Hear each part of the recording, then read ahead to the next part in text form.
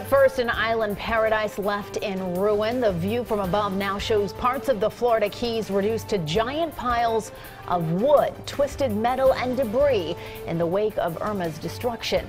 The long road to recovery begins as emergency crews finally access the damage. Good evening, I'm Jessica Dean. And I'm Yuki Washington. FEMA estimates at least 1/4 of all homes in the Keys have been destroyed.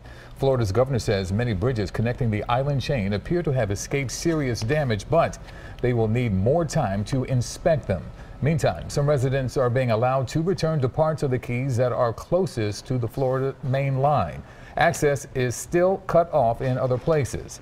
Irma is being blamed for more than a dozen deaths since making landfall on Sunday as a Category 4 storm. 7 people were killed in Florida, 4 in South Carolina, and 2 in Georgia.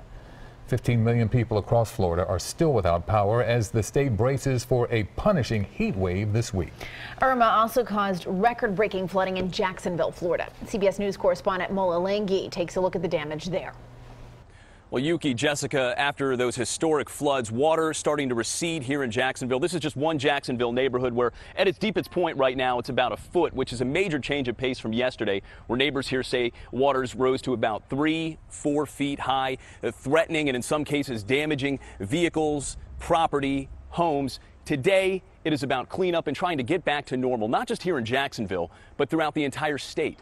A long line of evacuees inched south on US 1 for a first look at Irma's destruction in the Florida Keys. Officials allowed Upper Keys residents back today, but are keeping people out of the Lower Keys while they make emergency inspections and repairs. Go check on John, okay? In Marathon, residents who stayed behind are checking on neighbors. A lot of them left town. The ones that are here are still alive. Found most of their boats. I got one friend that lost his boat. The view from above shows the island chain took a devastating hit from the Category 4 storm. Most of the area has no power, water, sewage, or fuel.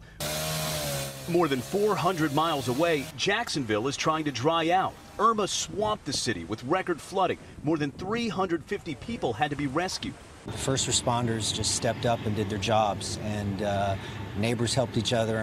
Water is still blocking a lot of the streets, but city officials are allowing residents and business owners to get back in and tackle the cleanup.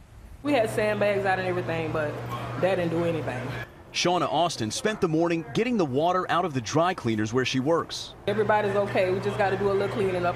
Millions across the state are without electricity. We understand what it means to be in the dark. We understand what it means to be hot and without air conditioning. Florida's largest utility is getting plenty of help from out of state, but says it could take 10 days or more to restore power in the hardest hit areas. Well, the White House says that President Trump and First Lady Melania Trump will visit Florida Thursday to get a first-hand account and survey the damage, but no exact locations in the state have yet been determined.